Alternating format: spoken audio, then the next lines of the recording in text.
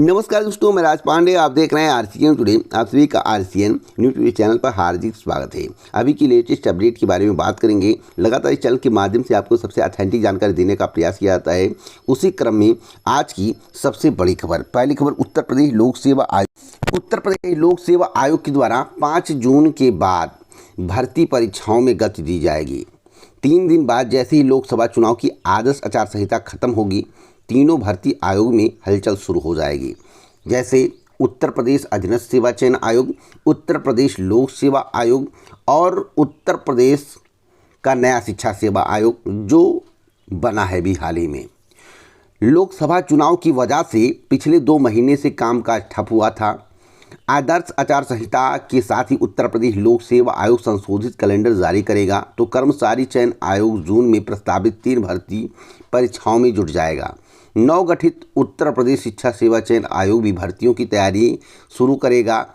उसके बाद उत्तर प्रदेश अधीनस्थ सेवा चयन आयोग भी भर्तियों में लग जाएगा। आपको बता दें कि प्रारंभिक परीक्षा स्टाफ नर्स, यूनानी, आयुर्वेद, पुरुष महिला प्रारंभिक परीक्षा, सहायक नगर नियोजन प्रारंभिक परीक्षा, अपर निजी सचिव की परीक्षा, स्टाफ नर्स एलोपैथी पुरुष महिला की परीक्षा स्थगित कर दी गई थी, जिसकी तिथियां आपको कैलेंडर में देखने को मिल जाएगी। आयोग के द्वारा तिथियों का निर्धारण कर दिया गया है, तिथि स्पष्ट कर दिया गया है। पीसीएस की परीक्षा, आरओ परीक्षा में काफ़ी विलंब देखने को मिल रहा है। आरओ की परीक्षा में विलंब इसलिए देखने को मिल रहा है क्योंकि उसकी अभी जांच प्रक्रिया चल रही है। तो जो कैलेंडर जारी होगा वह 7 से लेकर 14 जून के बीच में जारी करने की प्लानिंग चल रही है। 7 से लेकर 14 जून के बीच में जारी करने की प्लानिंग चल रही है, जो मेरी जानकारी है। अब मैं अपनी जानकारी के आधार पर आपको जानकारी दे रहा हूँ। अगर मैं बात करूँ राज्य कृषि सेवा परीक्षा 2024 की, तो परीक्षा तिथि भी घोषित नहीं हुई है और राज्य अभियंत्रण सेवा परीक्षा का विज्ञापन भी जारी नहीं हुआ है। अगर आयोग की बात करें तो उसके अनुसार या जो 2 महीने का नुकसान हुआ है उसकी भरपाई के लिए कार्य योजना तैयार की गई है। दूसरी ओर कर्मचारी चयन आयोग 5, 6 और 7 जून को 968 पदों के लिए जेईई भर्ती परीक्षा कराएगा। इसके अलावा सिलेक्शन पोस्ट की जो परीक्षाएं हैं 24, 25, 26 जून को आयोजित की जाएंगी। केंद्रीय सशस्त्र पुलिस बल व दिल्ली पुलिस में सब इंस्पेक्टर के 4187 पदों के लिए परीक्षा 27, 28 और 29 जून को आयोजित की जाएगी। मैं आपको बता दूं, परीक्षाओं का कार्यक्रम 7 से लेकर उत्तर प्रदेश लोक सेवा आयोग की बता रहा हूं, 7 से लेकर 14 जून के बीच में जारी कर दिया जाएगा और असिस्टेंट प्रोफेसर भर्ती का विज्ञापन चुनाव के बाद जारी होगा। यह एक बड़ी खबर थी जो मैं आपको बता रहा हूं। अगर हम समीक्षा अधिकारी, सहायक समीक्षा अधिकारी की बात करें तो सहायक समीक्षा अधिकारी में अब तक जो है 15 लोगों को अरेस्ट किया जा चुका है और बाकी इनसे पूछताछ करने के बाद जो भी जानकारी प्राप्त हुई उसके आधार पर कार्रवाई की जाएगी। आपके जहन में एक सवाल, लोक सेवा आयोग के द्वारा जो भर्ती विज्ञापन जारी किया जाएगा इसका असिस्टेंट प्रोफेसर का कितने पदों पर होगा, तो वह 290 से लेकर 335 पदों तक हो सकता है। 290 से लेकर 335 पदों पर विज्ञापन जारी हो सकता है। बहुत पहले 300 पदों का अधियाचन उत्तर प्रदेश लोक सेवा आयोग को असिस्टेंट प्रोफेसर का प्राप्त था। तो यह भी एक बड़ी खबर है। आपको बता दें, या स्पष्ट कर दिया था कि स्क्रीनिंग परीक्षा से संबंधित नियमावली को शासन स्तर से मंजूरी मिलने के बाद भर्ती का विज्ञापन जारी किया जाएगा। इसके वजह से देर हुआ और मैं आपको बता दूं, आयोग ने निर्णय लिया कि सीधी भर्ती में स्क्रीनिंग परीक्षा के अंक जोड़े जाएंगे। पहले अभ्यर्थियों का चयन केवल इंटरव्यू में मिले अंकों के आधार पर होता था और स्क्रीनिंग परीक्षा अभ्यर्थियों की छंटनी के लिए होती थी। इस व्यवस्था को बदलते हुए आयोग ने तय किया है कि अभ्यर्थी के चयन में स्क्रीनिंग परीक्षा के 75% और इंटरव्यू के 25% अंक जोड़े जाएंगे और इसी आधार पर मेरिट बनाई जाएगी और योग्य अभ्यर्थियों का चयन किया जाएगा।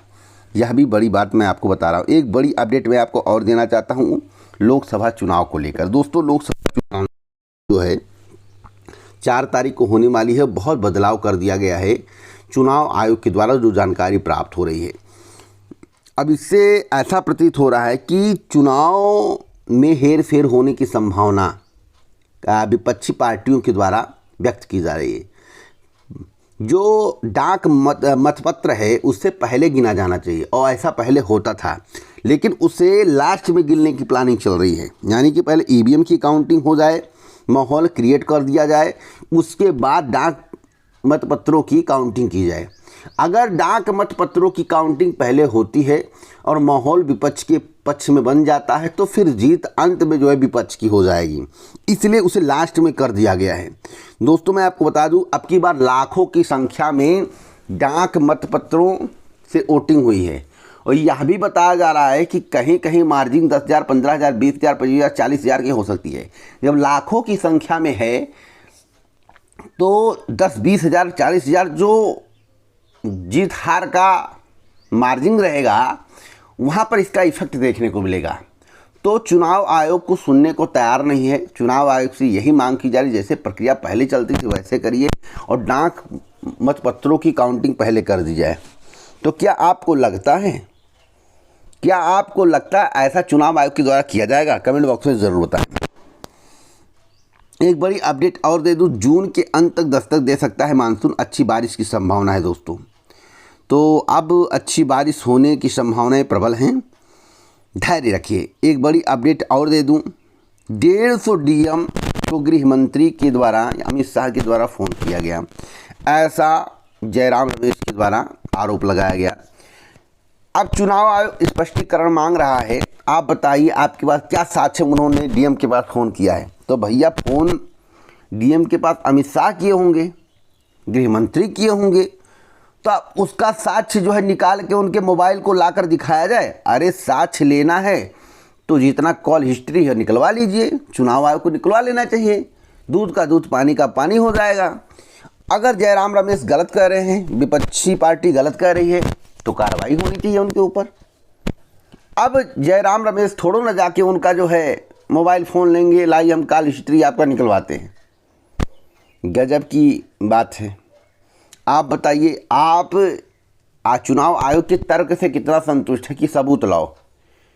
भाई मान लीजिए मैं हूं और आप हैं, आप वीडियो देख रहे हैं, आप जो है अपने किसी मित्र से बात किए जो कि डीएम है, आप किसी से बात किए जो कि एसपी है। अब मैं कह दूं भैया ये जो एसपी से बात किए हैं इस चीज़ में घोटाला करने के लिए, धांधली करने के लिए बात बनाया जा, इसकी कंप्लेंट मैं थाने में करूं। अब थाने वाले कहते आपके पास क्या सबूत है कि उन्होंने डीएम एसपी से बात किया, धांधली की? अरे भैया कंप्लेंट मैं आपके पास करने आया हूं तो छानबीन पुलिस को करनी चाहिए कि हम करेंगे? अगर मुझे ही छानबीन करनी होती तो मैं आपके पास क्यों आता? तो बातों को समझिएगा, गूढ़ता से समझिएगा, मैं आपको समझाने का प्रयास क्या कर रहा हूँ। जब व्यक्ति विवश होता है, जब व्यक्ति कुछ नहीं कर पाता, तब पुलिस थाने या इत्यादि जगह पर शिकायत करता है जिससे उसकी समस्या का निवारण हो सके। लेकिन यहाँ पर उल्टा ही हो रहा है। आप ही अपनी समस्या का निवारण करो, आप ही कंप्लेंट करो, आप ही निवारण करो। इस तरह की स्थिति परिस्थिति पैदा कर दी गई है। अब बात कर लेते हैं यूपीपीसीएस 2024 को लेकर। यूपीपीसीएस 2024 को लेकर गुड न्यूज़ है। जून में आपको परीक्षा तिथि के संबंध में जानकारी मिलने वाली, लगभग 7 जून से लेकर 15 जून तक, और पदों की संख्या भी बढ़ गई है। सबसे अच्छी खबर यह है। तो आप लोग अपनी तैयारी पर फोकस करिए। उसके 2 महीने के अंदर परीक्षा कराने की पूरी प्लानिंग, 2 से 3 महीने लग सकते हैं परीक्षा में। तिथि जब घोषित की जाएगी तो 2 से 3 महीने के अंडर में परीक्षा आयोजित की जाएगी। एक बड़ी अपडेट मैं आपको और दे दूँ, ध्यान से सुनिएगा, बहुत बड़ी अपडेट दे रहा हूँ। 3 महीने से अक्टूबर तक भी जा सकता है, लेकिन परीक्षा तिथि तय कर दी गई है। मुझे भी जानकारी है, सभी को जानकारी है, गुप्त रूप से जो जानकारी प्राप्त हुई सूत्रों से, लेकिन इस बात को ओपन नहीं किया जाएगा, नहीं तो आयोग की गोपनीयता भंग होती है। और सभी लोग पहले बता भी रहे हैं, सभी लोग पहले बता रहे हैं। अब सत्यता आपको कैलेंडर में ही पता चलेगा। और यूपीपीएससी की गुड न्यूज़ है। यूपीपीएससी के माध्यम से 5 जून के बाद भर्ती परीक्षाओं पर काम शुरू किया जाएगा। बीपीओ परीक्षा हुआ है या एजीटीए हुआ या जूनियर, एजीटीए तो अभी काफ़ी विलम्ब होगा परीक्षा में। गुड न्यूज़ यह है कि जून महीने में 3 रिजल्ट जारी करने की तैयारी चल रही है। कन्फर्म 2 रिजल्ट आएगा, 3 रिजल्ट जारी हो सकता है। एसओ का जारी हो सकता है, फॉरेस्ट गार्ड का जारी हो सकता है इत्यादि। तो 3 रिजल्ट आने की पूरी संभावना है, तो आप तैयार रहिए। बाकी कोई अपडेट मिलेगा तो इस चैनल के माध्यम से दिया जाएगा। इस वीडियो को शेयर ज़रूर करें। जय हिंद।